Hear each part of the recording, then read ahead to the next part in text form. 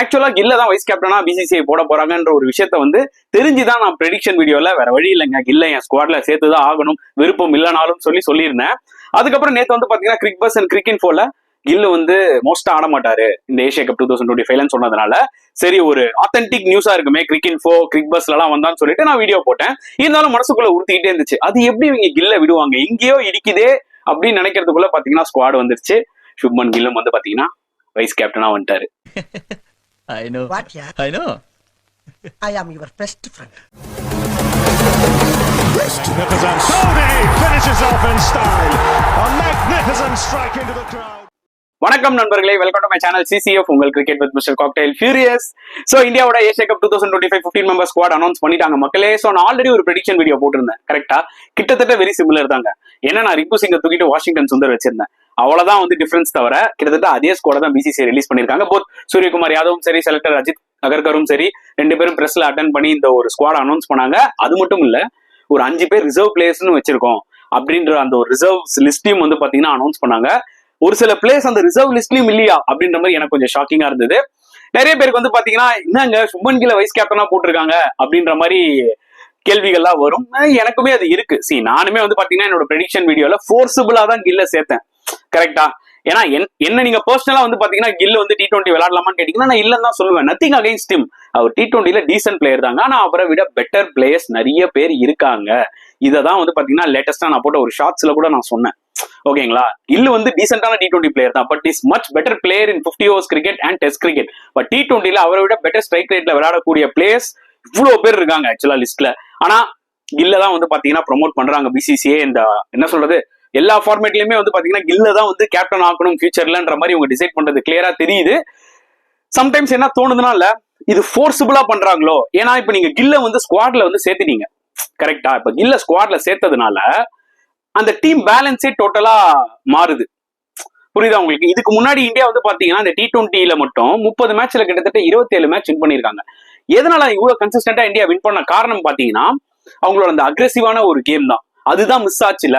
ஒரு 2-3 வருஷம் முன்னாடி வந்து பாத்தீங்கன்னா இந்தியா ஏன் T20ல எதிர்பார்த்த அளவுக்கு விளையாட மாட்டேங்கிறாங்க அப்படின்னும் போதுல ஒரு டெம்ப்ளேட் வச்சிருப்பாங்க. ஒரு பிளேயர் வந்து ஃபுல் 20 ஓவர் ஆடுவாரு, மற்ற பிளேயர்ஸ் யாராவது வந்து பேட்டை விட்டு போலாம். சோ ஒரு 180 மாதிரி டார்கெட் அடிப்பாங்க. சோ அதை வச்சுதான் வந்து பாத்தீங்கன்னா அவங்க டிஃபெண்ட் பண்ணுவாங்க. அந்த மாதிரி ஒரு ஸ்டைல தான் விளையாடிட்டு இருந்தாங்க. அதனால பாத்தீங்கன்னா சில T20 வேர்ல்ட் கப்ல நம்ம வந்து குரூப்ல இருந்து எக்ஸிட் ஆனோம். ஓகே, செமிஃபைனல் வரைக்கும் போறோம், ஆனா கப் அடிக்க முடியல. ஆனா லாஸ்ட் 2 வருஷமா பாத்தீங்கன்னா அந்த ஒரு டெம்ப்ளேட்டை மாத்தினாங்க. ஓகே, இப்போ Rohit Sharma 2024 T20 world cup win பண்ணி கொடுத்தாருல, அதுலயே அந்த டெம்ப்ளேட் பாத்தீங்கன்னா ஓப்பனிங்ல வந்து ரோஹித் சர்மா வந்து பேட்டை தான் விட்டுட்டு இருப்பாரு. ஓகே, விராட் வந்து எந்த மேட்ச் அடிக்கல, பட் ஃபைனல் அடிச்சாரு. பட் ஸ்டில் அதுக்கப்புறமா அந்த T20 வேர்ல்ட் கப் வின் பண்ணதுக்கு அப்புறமா ஒன்ஸ் சூரியகுமார் யாதவ் கிட்ட அந்த கேப்டன்சி போனதுக்கு அப்புறமே இன்னுமே வந்து பாத்தீங்கன்னா இந்தியா அந்த ஒரு அக்ரெசிவ்னஸ் வந்து பாத்தீங்கன்னா அதிகமா காமிக்க ஆரம்பிச்சாங்க டாப் ஆஃப் த ஆர்டர்ல. லைக் சஞ்சு சாம்சன் அண்ட் அபிஷேக் சர்மா அவங்க டேவா இருந்தா சிங்கிள் ஹேண்டட் அந்த கேமை வின் பண்ணி கொடுப்பாங்க. அந்த மாதிரி தான் அவங்க விளையாடுவாங்க. 6 overs வந்து பாத்தீங்கன்னா கிட்டத்தட்ட ஒரு 70-80 ரன்ஸ் அடிக்கக்கூடிய திறமை அவங்க கிட்ட இருக்கு. அதை தான் அவங்க எஸ்டாப்ளிஷ் பண்ணிட்டு இருந்தாங்க. சோ அதனாலதான் இந்தியானால வந்து பாத்தீங்கன்னா ஆப்போனன்ட் மேல அந்த பிரஷர் போட முடிஞ்சது ஓகேங்களா பவர் பிளேலயே. சோ அடுத்த வர பேட்ஸ்மேன்ஸும் எல்லாருமே வந்து பாத்தீங்கன்னா அந்த கேம் அந்த டெம்ப்ளேட் அப்படியே கண்டினியூ பண்றாங்க. யாருமே அங்க வந்து ஷீட் ஆங்கர் விளையாட போறது இல்ல ஓகேங்களா. இப்ப கில்ல நீங்க உள்ள எடுத்துட்டு வரதுனால என்ன ஆகும் பாத்தீங்கன்னா காம்பினேஷனே டோட்டலா மாறும். ஓகே, சோ பிளேயிங் லெவன் என்னவா இருக்கும், இந்தியா எந்த பிளேயிங் லெவனோட போக போறாங்க இந்த ஸ்குவாட வச்சு பார்க்கும்போது அதை நான் டீடைலா எக்ஸ்பிளைன் பண்றேன். பட் நான் என்ன சொல்ல வரேன்னா திருப்பி சொல்ல வரேன், ஐம் நாட் அகைன்ஸ்ட் கில் ஓகேங்களா. எனக்கும் கில் ரொம்ப பிடிக்கும், நல்ல ஒரு பிளேயர் தான், டேலண்டட் பிளேயர் தான், அதுல எந்த டவுட்டுமே இல்லை. ஆனா T20 ஃபார்மெட்ல அவரை விட much better players are already there மக்களே. அதுதான் எனக்கு மனசு கஷ்டமா இருக்கு. ஒரு கில் ஒரு ஜெய்ஸ்வால் யாருன்னு நீங்க ப்ரிஃபர் பண்ணீங்கன்னா நான் கண்டிப்பா ஜெய்ஸ்வால் தான் சொல்லுவேன் ஓகேங்களா. ஒரு கில் ஒரு ஸ்ரேயாஸ் ஐயர் நீங்க ப்ரிஃபர் பண்ண சொன்னீங்கன்னா நான் கண்டிப்பா ஸ்ரேயாஸ் ஐயர் தான் சொல்லுவேன். நிறைய பேர் கேட்கறாங்க, அதாவது SSB ஜெய்ஸ்வால் வந்து அபிஷேக் சர்மாவோட ஸ்பாட்டுக்கு தான் வந்து பாத்தீங்கன்னா ஃபைட் பண்ணணும் ஓப்பனிங் ஸ்பாட்ன்றதுனால அப்படின்னு. அப்படி கிடையாதுங்க. நீங்க கில்ல வந்து சேர்க்கணும்னு அவசியமே கிடையாது. நீங்க SSB ஜெய்ஸ்வால ஸ்குவாட்ல வச்சுக்கலாம். ஓப்பனிங்ல வந்து சாம்சன் அண்ட் அபிஷேக் சர்மா தான் இறங்க போறாங்க ஓகேவா. இப்ப நீங்க கில்ல கொண்டு வந்ததுனால சம்டைம்ஸ் அந்த டாப் 3 லைட்டா அப்படி ஷஃபிள் ஆக வாய்ப்புகள் நிறைய இருக்கு. நல்லா போயிட்டு இருக்க ஒரு T20 ஸ்குவாட்ல அது ஏன் பண்ணணும், அதுக்கு ரீசன் சொன்னாங்க ஆக்சுவலா both Suryakumar Yadav as well as Ajit Agarkar. என்ன ரீசன் சொன்னாங்கன்னு பாத்தீங்கன்னா ஜிம்பாப்வே சீரிஸ்ல நாங்க டிசைட் பண்ணிட்டோம் வைஸ் கேப்டன் வந்து சுப்மன் கில் தான் சொல்லிட்டு. அதுக்கப்புறமா வந்து நிறைய T20s வந்துச்சு, பிரேக் கிடைக்கல, அதனால நாங்க வந்து கில்லுக்கு ரெஸ்ட் கொடுத்தோம். அதனால வந்து பாத்தீங்கன்னா இப்ப திருப்பி அவர் கம்பேக் ஆறாரு. பட் என்னோட ஒரு மிகப்பெரிய கொஸ்டின் என்னன்னு பாத்தீங்கன்னா ஸ்ரீலங்கா சீரிஸ் விளாண்டாங்களா இந்தியா T20 சீரிஸ், அப்போ அதுலலாம் வந்து பாத்தீங்கன்னா எனக்கு தெரிஞ்ச ஆக்சுவலி நடுவில் அக்சர் பட்டேல கூட வைஸ் கேப்டனா போட்டாங்க, ரைட்? சோ அப்படின்னும் போது அதுல சில கன்ஃபியூஷன்ஸ் வருது. சோ கில்ல தான் வந்து இவங்க வந்து T20க்கு ப்ரொமோட் பண்றாங்களா அப்படின்ற மாதிரி ஒரு டவுட் வந்துச்சு அப்ப நம்மளுக்கு, கரெக்டா? இப்ப வந்து பாத்தீங்கன்னா ஒரு டெஸ்ட் கிரிக்கெட்ல பெட்டரா பாட ஆரம்பிச்சிட்டாரு, கேப்டன்சியும் டீசெண்டா பண்ணாரு டெஸ்ட் சீரீஸ்ல அகைன்ஸ்ட் இங்கிலாந்து. அதனால வந்து பாத்தீங்கன்னா அவர் ஓகே அடுத்த ஃபியூச்சர் கேப்டன் இவர் தான் எல்லா ஃபார்மேட்லயும் நினைக்கிறாங்களா என்னன்னு தெரியல. ஒரு விஷயம் மட்டும் சொல்றேன், எனக்கு என்ன ஃபீல் ஆகுதுன்னா பிசிசிஐ ரொம்ப புஷ் பண்றாங்க. அதாவது கில்ல உள்ள எடுத்துட்டு வரதுக்காக நல்ல ஒரு ப்ராசஸ் போயிருந்தா கூட அதை கூட அப்படி அடிச்சு அதை உடைச்சு கில்ல வந்து அதுல ஃபிட் பண்றாங்க அப்படின்ற மாதிரி தான் எனக்கு தோணுது. ஓகேங்களா, மேபி கில் இதுக்கப்புறம் T20ல செமையா விளையாடி இந்தியாவுக்கு மேட்ச் கூட வின் பண்ணி கொடுக்கலாம், அது கூட நடக்கலாம். Cricket anything can happen. But as of now Indian T20 team வந்து பாத்தீங்கன்னா நல்லா தானே பண்ணிட்டு இருக்கு. ஆல்ரெடி நிறைய பேர் வந்து பாத்தீங்கன்னா நல்லா பெர்ஃபார்மன்ஸ் கொடுத்துட்டு இருக்காங்களா T20ல, IPL எல்லாம். சோ அவங்களாம் டிசர்வ் டு கெட் சான்ஸ் இல்ல.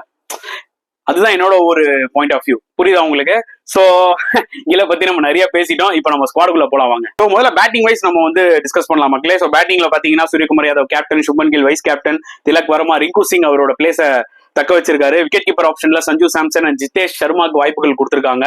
போன T20 டோர்னமெண்ட்ல வந்து பாத்தீங்கன்னா த்ருவ் ஜூரல் ஆனாரு. அண்ட் ஃபாஸ்ட் bowling டிபார்ட்மெண்ட்ல பாத்தீங்கன்னா பும்ரா இஸ் பேக். நான் சொல்லியிருந்தேன் பும்ரா ஆடியே ஆகணும்னு சொல்லிட்டு. I am personally so happy. Harshdeep Singh நம்மளோட நம்பர் 1 T20 bowler. அதுக்கப்புறம் அர்ஷித் ராணா ஆர் பிரசித்ன்ற மாதிரி என்னோட ப்ரெடிக்ஷன்ல சொல்லியிருந்தேன். So they have gone with Harshit Rana. ஆல்ரவுண்டர்ல வந்து பாத்தீங்கன்னா அபிஷேக் சர்மா இருக்காரு, Hardik Pandya such a crucial player, Axar பட்டேலும் ரொம்ப குரூஷியலான ரோல் பிளே பண்ண வேண்டிய சிச்சுவேஷன் வரும். அண்ட் சிவம் துபேவும் வந்து பாத்தீங்கன்னா அந்த ஒரு செகண்ட் ஃபாஸ்ட் bowling ஆல்ரவுண்டரா பேக்கப்ல வச்சிருக்காங்க. அண்ட் ஸ்பின் டிபார்ட்மெண்ட்ல வருண் சக்கரவர்த்தி அண்ட் குல்தீப் யாதவ். ஆக்சுவலா ஐம் சோ ஹாப்பிங்க. எங்க குல்தீப் யாதவ் இங்கேயே விட்டுட்டு they will be going with Ravi பிஷ்னாய்ன்ற மாதிரி எனக்கு தோணுச்சு. நான் ஏற்கனவே சொல்லியிருந்தேன், நிறைய பேர் சொல்லியிருந்தாங்க ரவி பிஷ்னாய் சூப்பரா பண்ணிருக்காரு ப்ரோ இந்தியாவுக்கு அப்படின்னு சொல்லிட்டு. ஆனா லாஸ்டா 2 சீரீஸா நான் பாக்குறேன் கைஸ், ஒரு போலர் போலிங் போடும்போது என்ன தெரியுமா தோணணும் உங்களுக்கு, அதுவும் மெயினா ஒரு ரிஸ்க் ஸ்பின்னர் போடும்போது அவர் ஒரு விக்கெட் டேக்கிங் போலரா தெரியணும், கண்டெயின் பண்ற போலரா தெரியக்கூடாது. ஏன்னா உங்களுக்கு வருண் சக்கரவர்த்தி ஆல்ரெடி பாத்தீங்கன்னா ஒரு கண்டெயின் பண்ணி தான் போடுவார், விக்கெட்ஸ் எடுப்பாரு, அது வேற விஷயம், such a mystery bowler. But still opponent என்ன நினைப்பாங்கன்னா ஓகே இவரை பார்த்து ஆடிடலாம். இவரை பார்த்து ஆடிட்டா ரவி பிஷ்னாயே அவங்க அட்டாக் பண்ண ஆரம்பிச்சிட்டாங்க. லாஸ்ட் 2 சீரீஸா நான் பார்த்துட்டு தான் இருக்கேன். இப்போ நீங்க குல்தீப் உள்ள விளாண்டீங்கன்னு வச்சுக்கோங்களேன், குல்தீப் இஸ் ஆல்சோ ஒரு அட்டாக்கிங் ஆப்ஷன். அவர்கிட்டயுமே பாத்தீங்கன்னா அந்த சைனாமேன் அந்த ஒரு மிஸ்ட்ரி இருக்கு, பால் இந்த பக்கம் போகுமா இல்ல அந்த பக்கம் போகுமான்ற ஒரு கன்ஃபியூஷன் பேட்ஸ்மேனுக்கு இருக்கும். சோ இவங்க 2 பேர் டேண்டமா வந்து ஒரு பிளேயிங் லெவன்ல விளாண்டாங்கன்னு வச்சுக்கோங்களேன், நிஜமாவே அந்த போலிங் லைன் வந்து ரொம்ப ஸ்ட்ராங்கா இருக்கும். ஏன்னா அதுல பும்ராவும் இருக்காரு, ஹர்ஷதீப் சிங்கும் இருக்காரு, ஹார்திக் பாண்டியாவும் போடுவார். சோ போலிங் லைனை பொறுத்த வரைக்கும்ல சார்ட் அவுட்டுங்க, அதுல எந்த டவுட்டுமே கிடையாது. போலிங் லைனை பொறுத்த வரைக்கும் எந்த பிரச்சனையுமே இல்ல. ஹர்ஷித் ராணாக்கு பதில் பிரசித் கிருஷ்ணா எடுத்துக்கலாம் ப்ரோ அப்படின்னு நிறைய பேர் சொல்லியிருப்பீங்க. நான் திருப்பி சொல்ல வரேன், எனக்கு ராணா ஆனாலும் பிரச்சனை இல்லை, பிரசித் ஆனாலும் பிரச்சனை இல்லை, 2 பேரும் ஒரே கேடர்ல தான் நான் பாக்குறேன். அதனால எனக்கு அதுல எந்த ப்ராப்ளமும் இல்ல. ஸ்பின்னர்ஸ் செலக்ட் பண்ணதுல எந்த பிரச்சனையுமே இல்ல. ஆல்ரவுண்டர்ஸ்ல ஹர்திக் பாண்டியா இருக்காரு, சிவம் துபே பேக்கப்பா இவங்க எடுப்பாங்கன்னு எனக்கு நல்லாவே தெரியும். ஏன்னா சிவம் துபே திருப்பி சொல்றேன் IPL பெருசா அடிக்காம இருந்திருக்கலாம், ஓகேங்களா? பட் ஸ்டில் இங்க UAE விளையாடுறீங்க, ஏசியன் டீம்ஸ் முக்காவாசி அதிகமான ஸ்பின்னர்ஸ் இருப்பாங்க, அதுவும் சொல்லவே வேணாம் லெஃப்ட் ஆர்ம் ஸ்பின்ஸ் நிறைய பேர் இருப்பாங்க. இன்கேஸ் சிவம் துபேக்கு அந்த ஒரு ஆப்பர்ச்சுனிட்டி கிடைச்சதுன்னு வச்சுக்கோங்க பிளேயிங் லெவன்ல, அந்த ஒரு அட்டாக்கிங் ஆப்ஷனா இருக்கும் அகைன்ஸ்ட் தோஸ் லெஃப்ட் ஆர்ம் ஸ்பின்னர்ஸ்ன்றது என்னோட ஒரு பாயிண்ட் ஆஃப் வியூ. மேபி அதுக்காக அவரை பேக்கப் எடுத்திருப்பாங்க. இது எல்லாமே okay. And at same time முன்னொரு விஷயமா எனக்கு என்ன கொஞ்சம் ஹாப்பியா இருந்துச்சுன்னா, எங்க திலக் வர்மாவெல்லாம் பலியாடா ஆக்கிட போறாங்க வேற ஒரு பிளேயரை உள்ள எடுத்துட்டு வரோம்னு சொல்லிட்டு அப்படின்ற ஒரு பயம் இருந்துச்சு. ரிங்கு சிங் ஆக்சுவலா ரீசென்ட் டைம்ஸ்ல IPLலயும் கொஞ்சம் சொதப்பினாரு, இந்தியா மேட்சஸ்லயும் பாத்தீங்கன்னா கொஞ்சம் சொதப்பினாரு. அதனால அவரை டிராப் பண்ணிட்டு நான் வாஷிங்டன் சுந்தர வச்சிருந்தேன் என்னோட ப்ரெடிக்ஷன் ஸ்குவாட்ல. But I'm happy. இந்தியா வந்து பாத்தீங்கன்னா லைக் செலக்டர்ஸ் வந்து பாத்தீங்கன்னா அந்த ஒரு நம்பிக்கை, ஒரு ஹோப் வச்சிருக்காங்க ரிங்கு சிங் கிட்ட. So hopefully Rinku Singh opportunity கிடைச்சதுன்னு வச்சுக்கோங்களேன், கண்டிப்பா he has to use it. அவர்கிட்ட அந்த திறமையும் இருக்கு. But end of the day திறமை மட்டும் இருந்தா பத்தாது, நீங்க யூ ஹேவ் டு ஷோகாஸ் இல்லங்க, அதுதான் ரொம்ப ரொம்ப இம்பார்ட்டன்டான ஒரு விஷயம். இது எல்லாமே ஓகே, ஓகேங்களா? சஞ்சு சாம்சனுக்கு வந்து பாத்தீங்கன்னா அந்த ஒரு ஆப்பர்ச்சுனிட்டி கொடுக்கணுங்க, ஒரு சீரிஸை வச்சு நம்ம ஜட்ஜ் பண்ணக்கூடாதுன்றதை நான் சொல்லியிருந்தேன். அவருக்கும் அந்த ஆப்பர்ச்சுனிட்டி கிடைச்சிருக்கு. ஜிதேஷ் சர்மாவை பெட்டரா எடுக்கலாம் த்ருவ் ஜூரலுக்கு பதில். ஏன்னா அந்த நம்பர் 6 நம்பர் 7 ஸ்பாட்ல வந்து பாத்தீங்கன்னா நீங்க ஜூரலா இல்ல ஜிதேஷ் சர்மாவும் கேட்டா நான் ஜிதேஷ் சர்மா தான் சொல்லுவேன். ஏன்னா அது அவருக்கு பெர்ஃபெக்ட் ஸ்பாட். ஜூரல்லாம் நீங்க ஸ்குவாட்ல எடுத்தீங்கன்னா either he has to play at number 3 or number 4. அதுக்கு கீழே இறங்கினாருன்னா அது செட் ஆகாதுங்க, எஸ்பெஷலி இன்டர்நேஷனல் கிரிக்கெட். இது எல்லாமே பக்காங்க, இதெல்லாம் நான் ரொம்ப கிரிட்டிசைஸே பண்ண மாட்டேன். போலிங் பார்க்கும்போது, ஆல்ரவுண்டர் லிஸ்ட் பார்க்கும்போது எல்லாமே பெர்ஃபெக்டா இருக்கு. அதே மாதிரி பேட்டிங்லயும் நீங்க எடுத்துக்கிட்டீங்கன்னா எல்லாமே பெர்ஃபெக்டா தான் இருக்கு. பட் அந்த ஒரு செலக்ஷன், ஓகே, அந்த சுப்மன் கில் செலக்ஷன் மட்டும் தான் வந்து பாத்தீங்கன்னா எங்கேயோ இடிக்குது, அந்த பேலன்ஸே டோட்டலா மாத்துதுன்ற மாதிரி தோணுது. நீங்க எய்தர் அதுக்கு பதில் ஒரு ஜெய்ஸ்வால் எடுத்துருக்கலாம், ஓகே, இல்ல எய்தர் அதுக்கு பதில் வந்து பாத்தீங்கன்னா ஒரு ஷ்ரேயாஸ் ஐயர் எடுத்துருக்கலாம். சோ தட் அந்த ஒரு பேலன்ஸ்ட் அவுட் ஆயிருக்கும், ஓகேங்களா, அந்த ஒரு ஸ்குவாடு. மத்தபடி நான் இந்த ஸ்குவாடை வந்து ரொம்பலாம் கிரிட்டிசைஸ் பண்ண விரும்பலங்க. நிறைய பேர் வந்து பாத்தீங்கன்னா KL ராகுல் இல்லையா அப்படின்லாம் கேக்குறாங்க. கைஸ் நல்லா ஞாபகம் வச்சுக்கோங்க, ஆல்ரெடி சஞ்சு சாம்சன் இருக்காரு, ஓகே, அதை மீறி சஞ்சு சாம்சனை வந்து ஆடலன்னா ஆல்ரெடி கில் இருக்காரு. ஸ்குவாட்ல. நீங்க கில்லியும் வச்சுக்கிட்டு கேஎல் ராகுல் வச்சுக்கிட்டீங்கன்னா அந்த 2021 2022 டெம்ப்ளேட்டுக்கு தான் மறுபடியும் நீங்க போற மாதிரி இருக்கும். ஓகே, நத்திங் அகைன்ஸ்ட் கேஎல் ராகுல், பட் பிசிசிஐ ஒரு விஷயம் கிளியரா பாக்குறாங்க, அது எவிடென்ட்டா தெரியுது. லெட் ஹிம் பிளே, கேஎல் ராகுல் let him play 50 overs cricket and test cricket. அது அவரோட பெஸ்ட் ஃபார்மேட்டுங்க. ஐபிஎல் அவர் 600 ரன் கூட அடிக்கட்டும். ஆனா இன்டர்நேஷனல் T20 ஸ்குவாட்ல இப்போதைக்கு வந்து பாத்தீங்கன்னா ஆக்சுவலா கேஎல் ராகுலுக்கு இடம் இல்லை. இது முழுக்க முழுக்க என்னோட ஒரு கருத்து, உங்க கருத்து வேற மாதிரி இருக்கலாம், அதுல எந்த டவுட்டுமே இல்லை. கில்லுக்குமே இடம் இல்லைன்னு நான் சொல்றேன். ஆனா கில் பீங் அன் யங்ஸ்டர், அடுத்த ஃபியூச்சர் கேப்டன் அப்படின்ற மாதிரி அவங்க பாக்குறாங்க ஆல் ஃபார்மட்ஸ்ல. அதனால நம்ம எதுவுமே சொல்ல முடியாது. பிசிசிஐ என்ன திங்க் பண்றாங்களோ அதை தான் பண்ணுவாங்க. பட் கேஎல் ராகுலுக்கு மட்டும் நான் அந்த ஒரு விஷயத்த சொல்லணும்னு சொன்னேன். ஓகேங்களா? And apart from that Shreyas Iyer அவர் கொஞ்சம் அன்ஃபிட்டா இருந்தாருன்ற மாதிரி நான் கேள்விப்பட்டேன். பட் ஆனா இப்போ ஃபிட் ஆயிட்டாருன்னும் போது டெஃபினட்டா உள்ள வர வாய்ப்புகள் இருக்கும் அப்படின்ற மாதிரி நான் ஆக்சுவலா ஹைன்சைட்ல நினைச்சிட்டு இருந்தேன்.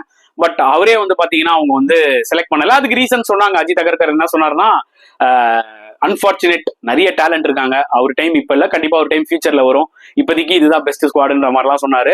So I feel for Shreyas Iyer also. ஏன்னா ஒரு டெரிஃபிக்கான ஃபார்ம்ல இருக்காரு, பஞ்சாப்க்கு நல்லா கேப்டன் பண்ணாரு, ஃபைனல் வரைக்கும் கொண்டு வந்தாரு. இங்க ஆரஞ்சு கேப் பர்பிள் கேப்லாம் முக்கியம் இல்லைங்க, ஒரு பிளேயர் எந்த அளவுக்கு இம்பாக்ட் கிரியேட் பண்றான், ஒரு T20 டீம் எப்படி ஃபார்ம் ஆகணும், அதுதான் ரொம்ப ரொம்ப இம்பார்ட்டன்ட். புரியுதா உங்களுக்கு? நீங்க வந்து சில பிளேயர்ஸை, ஒரு சில பிளேயருங்களை வந்து இன்டெக்ட் பண்ணணும் அப்படின்னு சொல்லி நீங்க பண்ணக்கூடாது. ஓகேங்களா? ஏன்னா அவர் 50 overs நல்லா பண்றாரு, டெஸ்ட் கிரிக்கெட் நல்லா பண்றாருன்ட்டு நீங்க T20ல இன்டெக்ட் பண்ணக்கூடாது. நான் இல்லதான் சொல்றேன். அப்படின்னும் போது இந்த T20 டீமை செப்பரேட்டா விட்டுறணும். அந்த ஸ்குவாடு அந்த ஃபார்மேட்டுக்கு ஏற்ற மாதிரி எடுத்துடணும் டீமை. ஸோ திருப்பி பழைய ஃபார்மேட்டுக்கே, அந்த ஒரு பழைய டெம்ப்ளேட்டுக்கே ஒரு வேளை இந்தியா போறாங்களோன்ற ஒரு கவலை எனக்கு இருக்கு.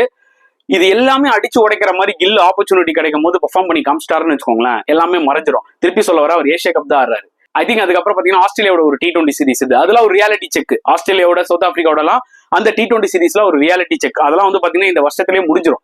ஓகே, ஸோ அதுல நம்மளுக்கு கிளாரிட்டி கிடைச்சிடும் வெதர் சுப்மன் கில் ஒரு கரெக்டான என்ன சொல்றது பிளேயரா ஃபார் T20 அப்படின்லாம் சொல்லிட்டு, அதே மாதிரி ஓப்பனர்ஸும் எந்த அளவுக்கு கன்சிஸ்டன்டா ஆறாங்கன்னா, சஞ்சு சாம்சனுக்கு இது ரொம்ப ரொம்ப இம்பார்ட்டன்டான ஒரு ஏஷியா கப். ஆனா அவர் பிளேயிங் லெவன்ல இருப்பாரா, அது ஒரு மிகப்பெரிய கேள்வியா இருக்கு கில் உள்ள வந்ததுனால. சோ இப்போ இந்த ஸ்குவாட பார்க்கும்போது பிளேயிங் லெவன் எனக்கு என்ன தோணுதுன்னா, கைஸ் மேபி சஞ்சு சாம்சன் ஸ்குவாட்ல வச்சுக்கிட்டு அவர் வந்து பிளேயிங் லெவன்ல விளையாட விடாம டிராப் கூட பண்ணலாம். புரியுதா உங்களுக்கு? பிகாஸ் ஜிதேஷ் சர்மாவை எடுத்துட்டாங்க, இஸ் அ பெர்ஃபெக்ட் ஃபிட் அந்த நம்பர் 6 நம்பர் 7 ஸ்பாட்டுக்கு. மேபி என்ன பண்ணலாம்னு பாத்தீங்கன்னா, ஓப்பனிங்ல வந்து இவங்க வந்து அபிஷேக் சர்மா அண்ட் கில்ல கூட இருக்கலாம். நம்பர் 3ல வந்து திலக் வர்மா, நம்பர் 4ல ஸ்கை, இவங்க 2 பேரும் எப்படின்னா ஸ்வாப் பண்ணிப்பாங்க. நம்பர் 5ல ஹர்திக் பாண்டியா வர சான்சஸ் நிறைய இருக்கு. ஓகே, நம்பர் 6ல எய்தர் ரிங்கு ஆர் தூபே, அது யார் இறக்குவாங்க நம்ம வெயிட் பண்ணி தான் பார்க்கணும். 7ல வந்து பாத்தீங்கன்னா ஜிதேஷ் சர்மா வந்துருவாரு. ஓகே, 8ல அக்சர் பட்டேல் வந்துருவாரு. 9ல வந்து பாத்தீங்கன்னா குல்தீப் யாதவ் வந்துருவாரு. ஓகே, 10ல வந்து ஜஸ்பிரீத் பும்ரா. 11ல வந்து பாத்தீங்கன்னா அர்ஷதீப் சிங் ஆர் வருண் சக்கரவர்த்தி. இல்ல என்ன பண்ணுவாங்க, இல்ல இது வந்து அவ்வளவா அந்த விக்கெட்ல டேர்ன் இல்ல அப்படின்ற மாதிரி அவங்க ஃபீல் பண்றாங்கன்னா, மேபி அவங்க வந்து குல்தீப்பை டிராப் பண்ணிட்டு அர்ஷதீப் சிங் அண்ட் பும்ராவும் வச்சு விளையாடலாம். இல்ல இந்த பிச்சில் டேர்ன் அதிகமா இருக்குன்னு சொல்லிட்டு 2 fast bowler Bumrah and Hardik பாண்டியாவை கூட மட்டும் விளையாடலாம். எப்படி சாம்பியன்ஸ் ட்ராஃபில அர்ஷதீப் அண்ட் ஹர்திக் பாண்டியாவை மட்டும் வச்சு, எப்படி சாம்பியன்ஸ் ட்ராஃபில வந்து பாத்தீங்கன்னா ஷமி அண்ட் ஹர்திக் பாண்டியாவை மட்டும் வச்சு ஓட்டினாங்க, அந்த மாதிரி கூட பண்ணலாம். That we have to wait and சீங்க. அது கண்டிஷன்ஸை பார்த்து தான் வந்து பாத்தீங்கன்னா அவங்களால இந்த ஒரு பர்டிகுலர் 11 எடுக்க முடியும். அண்ட் பும்ரா மேபி வந்து பாத்தீங்கன்னா எனக்கு தெரிஞ்சு இவங்க பாகிஸ்தானோட ஆடுவாங்களா என்னன்னு தெரியாது. பர்சனலா எனக்கு தெரிஞ்சு பாத்தீங்கன்னா அவங்க பாகிஸ்தானோட ஆடக்கூடாது. அதை மீறி அவங்க ஆடினாங்கன்னா மேபி அந்த மேட்ச்ல பும்ரா ஆட வைக்கலாம். அகெயின்ஸ்ட் ஓமான், ஹாங்காங்கோடலாம் பும்ரா விளாடணுன்ற எந்த அவசியமே இல்லை. அந்த மாதிரி சுச்சுவேஷன்ல வந்து பாத்தீங்கன்னா அர்ஷதீப் நம்மளுக்கு ஒரு இம்பார்ட்டன்ட் ஃபேக்டரா வந்து அமையலாம். ஓகேங்களா? ஸோ பிளேயிங் லெவன் பொறுத்தவரைக்கும் ரொம்ப ட்ரிக்கியா இருக்க போதுங்க. வெதர் 3 ஸ்பின்னர்ஸ் அண்ட் ஒரு ஆல்ரவுண்டர், ஒரு ஃபாஸ்ட் பவுலர் வச்சு போவாங்களா, இல்ல 2 ஃபாஸ்ட் பவுலர்ஸ், ஒரு ஆல்ரவுண்டர், 2 ஸ்பின்னர்ஸ் வச்சு போக போறாங்களான்றது, because it's completely depend upon the conditions தான் நான் கண்டிப்பா சொல்லுவேன். புரியுதா உங்களுக்கு? அண்ட் கண்டிப்பா கைஸ் எனக்கு வந்து பாத்தீங்கன்னா சாட்டிஸ்பாக்சன் உங்களுக்கு எவ்வளவு ப்ரோ இந்த ஒரு பர்டிகுலர் ஸ்குவாடா பார்க்கும்போதுன்னு கேட்டீங்கன்னா, எனக்கு அதான் சொல்றேன், எனக்கு ஒரு 90% ஓகேங்க. அந்த 10% வந்து கில்லு தான். திருப்பி நம்ம எல்லாருமே அதான் சொல்ல, எல்லாருக்கும் என்ன ப்ரோ அவ்வளோ வன்மமா ப்ரோ கில்லுக்குன்னு? வன்மலாம் இல்லைங்க. கில்ல பத்தி எல்லாம் எல்லாரும் பேசும்போது டெஸ்ட் கிரிக்கெட்ல நான் ஆக்சுவலா சப்போர்ட் பண்ணேன், அந்த பிளேயர் கொஞ்சம் டைம் கொடுங்க அவன் ஆடுவான் அப்படின்னு சொல்லியிருந்தேன். ஹஸ் ப்ரூவன் இந்த இங்கிலாந்து சீரிஸ். ஓகேங்களா? ஆனா இந்த ஃபார்மேட்டுக்கு ஏற்ற மாதிரி பிளேயர்ஸ் வேணும்ன்றதுதான் என்னோட ஒரு point of view. Okay, but மனசுல இருக்கிறது என்னன்னு பாத்தீங்கன்னா, அது மீறி கில்லுக்கு ஆப்பர்ச்சுனிட்டி கிடைச்சா ஒரு பெட்டரா ஆடி இந்தியாவுக்கு மேட்சஸ் வின் பண்ணி கொடுத்தா அதுவும் ரொம்ப சந்தோஷம் தான். அண்ட் ஃபைனலி டெஃபினட்டா நான் வந்து பாத்தீங்கன்னா அந்த ரிசர்வ் லிஸ்ட்டை பத்தி பேசியே ஆகணும். ஸோ ரிசர்வ் லிஸ்ட் எடுத்து பார்த்தால 5 பேர் சொல்லியிருக்காங்க. பிரசித் கிருஷ்ணா, ஓகே, த்ருவ் ஜூரல், அதுக்கப்புறம் ரியான் பராக், வாஷிங்டன் சுந்தர், அப்புறம் SSV ஜெய்ஸ்வால். இந்த ரிசர்வ் லிஸ்ட்ல கூட வந்து பாத்தீங்கன்னா ஸ்ரேயாஸ் ஐயர் இல்லைன்றது எனக்கு ரொம்ப ஷாக்கிங்கா இருந்தது. எனக்கு ரியான் பராக் பேரை பார்க்கும்போது தான் ஷாக்கிங்கா இருந்தது. எஸ், அவர் இதுக்கு முன்னாடி T20 செட்டப்ல இருந்தாரு, அதுல நான் எதுவும் சொல்ல வரல. பட் இந்த IPL அந்த அளவுக்கு பெருசாவும் விளையாடல அப்படின்னும் போது இன்னும் ஒரு 1-2 வருஷம் இன்னும் கொஞ்சம் இம்ப்ரூவ் பண்ணிட்டு கூட பராக் வந்திருக்கலாம். ஓகே, ஸ்ரேயாஸ் ஐயர்லாம் ஒரு ஹாட் ப்ராப்பர்ட்டி. அவர் வந்து ப்ராபபிள்ஸ், அதாவது அந்த ரிசர்வ்ஸ்ல கூட இல்லையா அப்படின்றத நினைக்கும் போது தான் எனக்கு கொஞ்சம் ஷாக்கிங்கா இருக்கு. ஓகே, ஜெய்ஸ்வால், பிரசித் கிருஷ்ணா, த்ருவ் ஜுரல், வாஷிங்டன் சுந்தர்லாம் ஓகே, அதுல பிரச்சனை இல்லை. பட் பராக் பிளேஸ்ல ஸ்ரேயாஸ் ஐயர் அட்லீஸ்ட் இருந்திருக்கணும்ன்றதான் என்னோட ஒரு பாயிண்ட் ஆஃப் வியூ. எனிவே அந்த ரிசர்வ் லிஸ்ட் வச்சு நம்ம எதுவும் பண்ண போறது இல்லைங்க. அது சும்மா ஒரு ஆறுதலுக்காக சொல்லியிருக்காங்க. அன்லஸ் ஏதாவது ஒரு பிளேயர் இன்ஜுரினா அந்த 5 பேர்ல இருந்து அந்த பிளேயரோட என்ன சொல்றது, என்ன மாதிரி டைப் ஆஃப் பிளேயர், அந்த பிளேயரோட ஸ்டைலுக்கு ஏற்ற மாதிரி வந்து பாத்தீங்கன்னா ரீப்ளேஸ்மெண்ட் எடுப்பாங்க. ஓகேங்களா? பட் நெவர்தெலஸ் அந்த 5 பிளேயர் ரிசர்வ் பிளேயர்ஸ் தான் தவிர மெயின் ஸ்குவாட்ல அவங்க இல்ல. அதுல ஸ்ரேயாஸ் ஐயர் இல்லாததான் எனக்கு ரொம்ப மிகப்பெரிய ஒரு ஷாக்கிங். ஓகேங்களா? சோ நீங்க என்ன ஃபீல் பண்றீங்க இந்த ஒரு பர்டிகுலர் ஸ்குவாட பத்தி? ஓகேங்களா? இல்ல ப்ரோ இவரை வச்சிருக்கலாம், இல்ல ப்ரோ இவரை தூக்கி இருக்கலாம், கண்டிப்பா உங்களுக்கு உங்களோட ஓன் பர்செப்ஷன் இருக்கும், அதுல எந்த டவுட்டுமே இல்ல. இந்த ரிசர்வ் லிஸ்ட்டை பத்தி நீங்க என்ன நினைக்கிறீங்க எல்லாமே மறக்காம கமெண்ட் செக்ஷன்ல போடுங்க. இந்த வீடியோ பிடிச்சிருந்தா லைக் பண்ணுங்க, ஷேர் பண்ணுங்க, முடிஞ்சா சப்ஸ்கிரைப் பண்ணுங்க. சோ நெக்ஸ்ட் வீடியோல பார்க்கலாம் ஃப்ரெண்ட்ஸ். அண்டில் தென் பாய்.